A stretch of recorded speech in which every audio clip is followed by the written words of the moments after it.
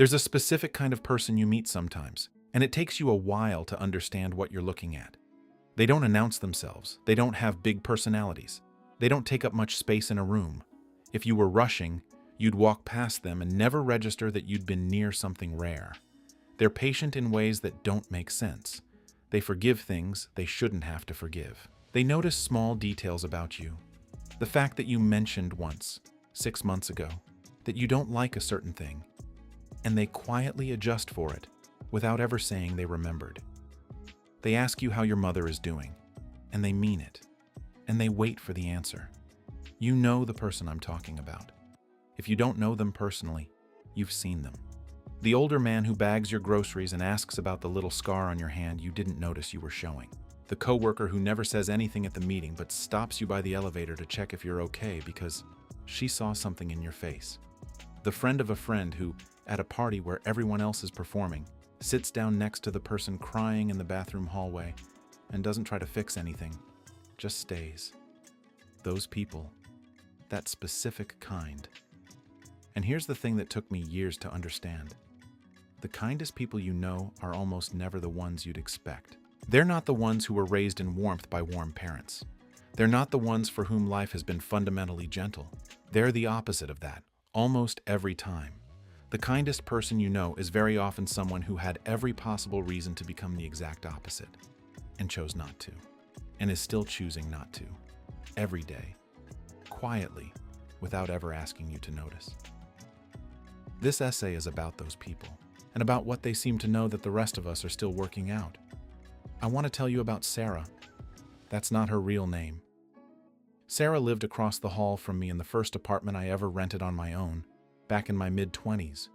She was maybe 40 at the time, divorced, worked at a public library, had a small dog, always said hello in the hallway, held the door, left a plate of cookies outside my apartment the first week I moved in, with a note that said, "Welcome, no pressure to knock."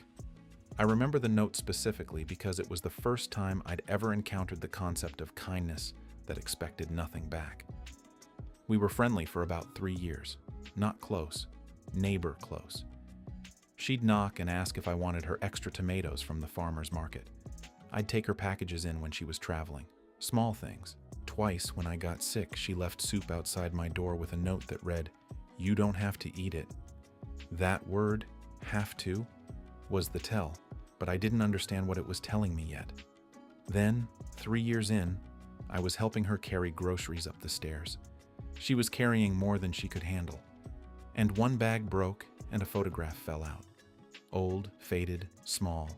2 kids, a boy and a girl, maybe 7 and 9. I picked it up. She took it back from me carefully. She said, "My brother." And something in her voice made me not ask anything else. A few weeks later, over tea in her apartment, she told me. She told me the way people tell you the hardest things. Flat, factual, not looking at you. Her father had killed her mother when she was 8. She had watched it. Her brother, 3 years younger, had been in the next room. They were separated in the foster system. She had spent the next decade in institutions of various kinds. Her brother had died young. She had gotten out at 18 with nothing, worked her way through community college, became a librarian because the library was the only place that had felt safe to her as a kid. That was the story. She told it in about 6 minutes.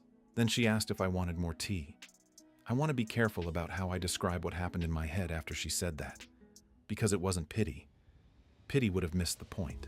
What I felt was something closer to seeing a magic trick and finally understanding how it was done, except the trick was actually miraculous, not a trick at all. Because everything about Sarah, the patience, the small kindnesses, the note that said no pressure to knock, the soup with the reassurance that I didn't have to eat it, all of it had a completely different weight now. That woman had been given every reason in the world to be cruel or bitter or cold or absent.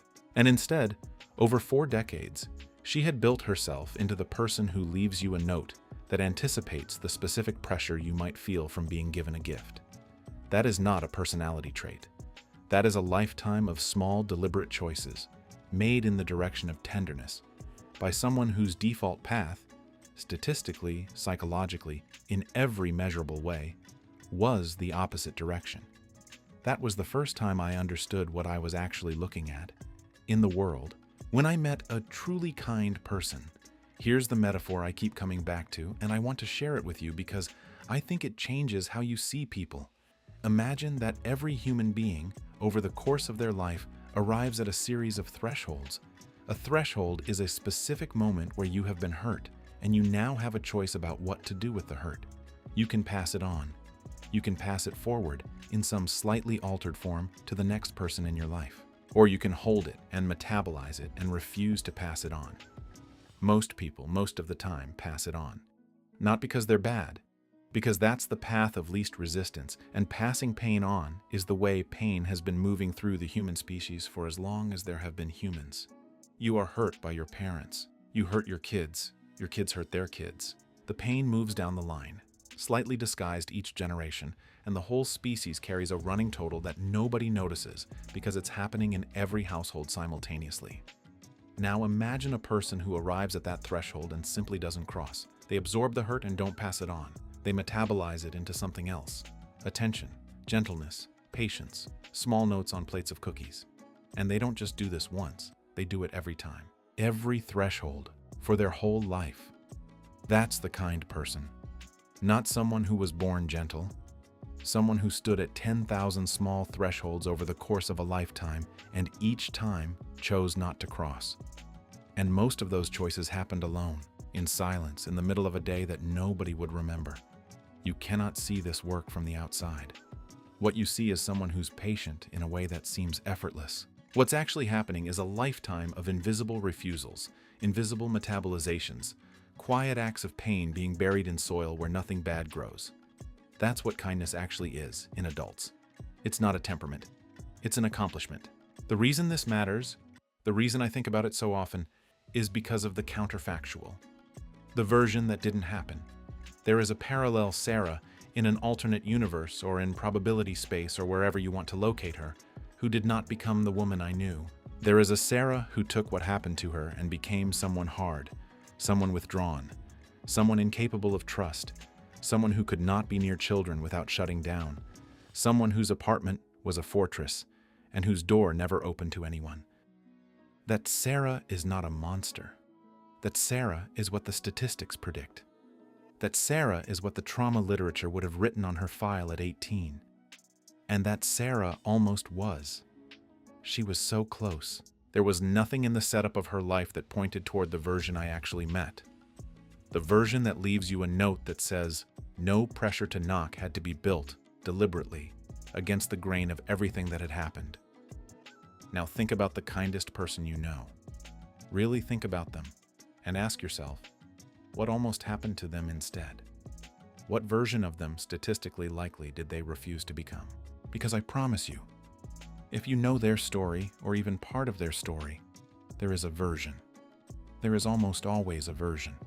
The neighbor who always waves, the friend who never forgets a birthday, the uncle who always shows up, the colleague who covers for you when your kid is sick and never mentions it.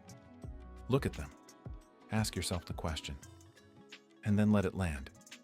You are surrounded right now by people who chose not to become the thing they easily could have become. And they are not asking you to notice, and most of them will die without ever being noticed for it. And that quiet, uncelebrated refusal, done over and over in the dark, is one of the most extraordinary things a person can do with a life. The philosopher Simone Weil wrote something in the 1940s that I return to constantly. She said roughly, "Attention is the rarest and purest form of generosity." She meant it literally. She thought that giving another person your real attention, not your advice, not your reassurance, not your quickly formed opinion of their situation, but your actual attention, the kind where you set yourself aside for a minute and just look at them, was rarer than any material gift and worth more than any of them. Will thought most people, most of the time, are not really attending to each other. They're waiting for their turn to speak. They're pattern matching your situation against their own experience and preloading the advice they're about to give. They're planning their response before you've finished the sentence. This is normal. This is what almost all human conversation is. And it costs us less than we realize, but it costs us. Real attention, Weil said, is different. Real attention has no plan. it arrives empty. It watches you finish your sentence and then keeps watching you for the space of a breath, because it knows the sentence you just finished is not always the sentence that mattered. Real attention notices the thing you almost didn't say. It notices the pause before you change the subject. It notices the joke you made when you were about to cry. And here's the thing about the kindest people. This is what they've built. Not warmth exactly. Not compassion exactly. Something more precise than both. The specific muscle of paying real attention. They are looking at you. Not through you, not past you, not around you, at you. And most of us have gone so long without receiving that kind of attention that when we finally get it, we don't recognize what's happening. We just feel, for some reason, like the room got warmer. Weil died at 34 of tuberculosis and self-imposed starvation. She refused to eat more than the rations of French soldiers under Nazi occupation. She was, herself, one of these people. She had every reason to become cold with the world, and instead she wrote, in her tiny brief life, some of the most morally serious things ever written about what it means to actually see another human being. Attention is the rarest and purest form of generosity, and the kindest people you know are the ones who figured that out, somehow, in some private way, and made it a lifetime practice. I want to say something about the effort involved, because I think we underestimate it. The kind people are not effortlessly kind. That's the thing you have to understand. From the outside, their kindness looks like a personality trait, but if you get close enough that they finally let you see it, you'll realize it's a discipline. It's tiring. It costs them something every time. They just don't show you the cost, because showing you the cost would defeat the purpose. There's a specific tell for this, if you know how to look. Watch a kind person at the end of a long day, when they think nobody's watching. Watch their face when they've just finished being patient with someone difficult, or generous with someone who took too much, or attentive to someone who is going through something hard. Watch their shoulders when they think they're alone. You'll sometimes see the exhaustion, the deep tiredness of the muscle that has been working all day. Because kindness, in adults who really practice it, is muscular. It's an active suppression of 100 easier responses.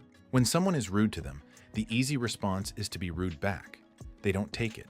They metabolize it. When someone takes advantage, the easy response is to withdraw or retaliate. They don't. When someone is going through something too big to fix, the easy response is to change the subject, offer a platitude, get away. They don't. They stay. Every single time, they stay. And staying is exhausting when you have to do it hour after hour, year after year, in a world that mostly does not stay. They are choosing. Every threshold, every day, over and over. And most of them don't have a spiritual framework for it. They're not religious about it. They're not enlightened. They're just people who, at some point, made a very quiet decision about what kind of person they were going to be, and they have been paying the daily cost of that decision ever since. Nobody's going to build a statue for it. Nobody's going to write a bestseller about it. It doesn't fit inside a productivity framework or a self-help book or a morning routine. It's not for sale. It just quietly happens in 10 million apartments every day, done by people who will die without recognition and who mostly do not want recognition. That's part of what it is. The recognition would corrupt it. I want to bring in a difficult idea now, because it's the shadow side of everything I've been saying, and it makes the light side sharper. Hannah Arendt, watching the trial of Adolf Eichmann in the 1960s, coined a phrase that became one of the most controversial ideas of the 20th century. She called it the banality of evil. What she meant, roughly, was this. She had gone to the trial expecting to see a monster, a demonic figure, a person visibly warped by what he had done. Instead, she saw a small, tired bureaucrat, a man who, when questioned about the deportation logistics of millions of people, spoke about them the way any middle manager speaks about a supply chain. He hadn't hated the victims. He hadn't loved them. He simply hadn't attended to them at all. He had done his job. He had followed the process. He had moved the paperwork. Arendt's terrifying claim was this: evil, at scale, is not usually done by monsters. It's usually done by people who have simply stopped attending, people who have let their moral vision blur into procedure, people who have crossed the threshold of pain passing forward so many times, so unthinkingly, that they no longer notice they are doing it. Eichmann was not a devil. Eichmann was a man who had, at every threshold in his life, chosen the path of least resistance, including the ones where the least resistance was orchestrating unimaginable harm. Now hold that next to the person I was describing earlier, the kind woman, the neighbor with the note that said no pressure to knock. Same thresholds, opposite direction every time. The banality of evil has a mirror, and Arendt named it too later in her life, though it never became famous the way the first phrase did. She called it the banality of the good, the quiet, unshowy, unheroic decency of people who, day after day, in the small choices of their small lives, refuse to cross the threshold. They don't do it dramatically. They don't do it with speeches. They just don't do it, and the world is only barely held together by them. There aren't enough of them. Historically, structurally, there have never been enough of them. But there are enough of them that we're still here, still able to have this conversation, still able to walk down a street and meet a stranger who holds the door. The species is a 50-50 coin flip every generation, and the fact that it hasn't come up tails yet is because a specific kind of person, over and over, has quietly kept it from coming up tails. You've probably met one this week, you just might not have known. The last philosopher I want to mention is Iris Murdoch. She was a novelist and moral philosopher who wrote in the mid-20th century, and she gave us a word I don't think there's a better word for: unselfing. Unselfing is the specific act of, for a moment, taking yourself out of the center of your own picture. It's what happens when you look at a painting for so long that you forget you're the one looking. It's what happens when you're really listening to a piece of music and the you who was listening evaporates for the space of a phrase. It's what happens when you look at another person with real attention, the Weil kind of attention, and for a moment they become the center of the frame and you become the space around them. Murdoch thought unselfing was the actual practice of moral life. Not big heroic gestures, not dramatic sacrifices. Just this, the daily, hourly, moment-to-moment discipline of getting yourself out of the way so another person can be, briefly, the real thing in front of you. And here's what she noticed. The people who are good at unselfing, really good at it, are not the ones for whom life has been easy. Easy lives tend to reinforce the self. The self stays big, stays central, stays the main character. It's when the self has been broken or challenged or forced to see itself from the outside that it becomes possible to set it aside. The people with the practice of unselfing almost always have a story where the self was at some point not the safe place to live from. Which brings us back to Sarah, and to your kind coworker, and to the older man who bags your groceries, and to the friend who sat with the person in the bathroom hallway. They know something about setting themselves aside because at some point in their lives, they had to. And instead of resenting that they had to, or hardening against the world that made them, they turned the muscle of not being the center into a lifelong ethical practice, into attention, into gentleness, into the small note that says no pressure to knock. They unselfed themselves so thoroughly that they became, for you, the warm space you didn't know you were walking through. I want to end by asking you to do something. Think of the kindest person in your life. Not the funniest, not the smartest, not the most successful, the kindest. Hold that person in your mind for a minute. Now ask yourself, do you know their story? Really know it? Not the surface version, not the LinkedIn version, the actual version, the parts they don't tell at dinner parties, the parts that would explain, if you knew them, why they became the person they became. Most likely the answer is no. You know some of it, maybe a piece, maybe an outline, but not the actual weight of it, because kind people, as a rule, don't lead with their story. They lead with your story. They lead with the small thing you mentioned once 6 months ago. They lead with the door being held. And so the extraordinary work of their life, the 10,000 thresholds refused, the daily discipline of unselfing, the muscular effort of being attention itself, goes almost entirely unwitnessed, even by the people who love them, even by the people they saved quietly without anyone knowing there was a saving happening. If you know one of these people, and if the opportunity ever arises, tell them, not with a big speech, not with a dramatic gesture. Just at some point when it's quiet, tell them, I see what you do. I know it's a choice you keep making. Thank you for making it. You will probably see them go very still. And then, if you're lucky, they will look at the ground for a second, and then back at you, and they'll say something small. Oh, well, that means they heard it, and that no one has ever said it to them before, and that this small moment will be the thing they think about tonight, when the day is done. That is one of the most valuable things you can do with a life. Give an unwitnessed practice one moment of witness. It doesn't cost anything. It changes something. I don't have a lesson for you at the end of this. If I did, I'd be turning the person I've been describing into a product, and the whole point of them is that they can't be sold. What I have is this observation, and I'll leave you with it. The world you live in, the one you're walking through right now, listening to this, is being quietly held together by people you have not yet learned to see. They are in the coffee shop. They are on your street. They are the ones you almost walk past. You are surrounded by human beings who arrived at their 30s, their 40s, their 70s, with every reason to have hardened, and they didn't. They stood at 10,000 small thresholds and each time chose the harder path, the one that costs you something, every day, that nobody notices. And they built themselves over decades into the specific kind of person who leaves you a note that says, no pressure to knock.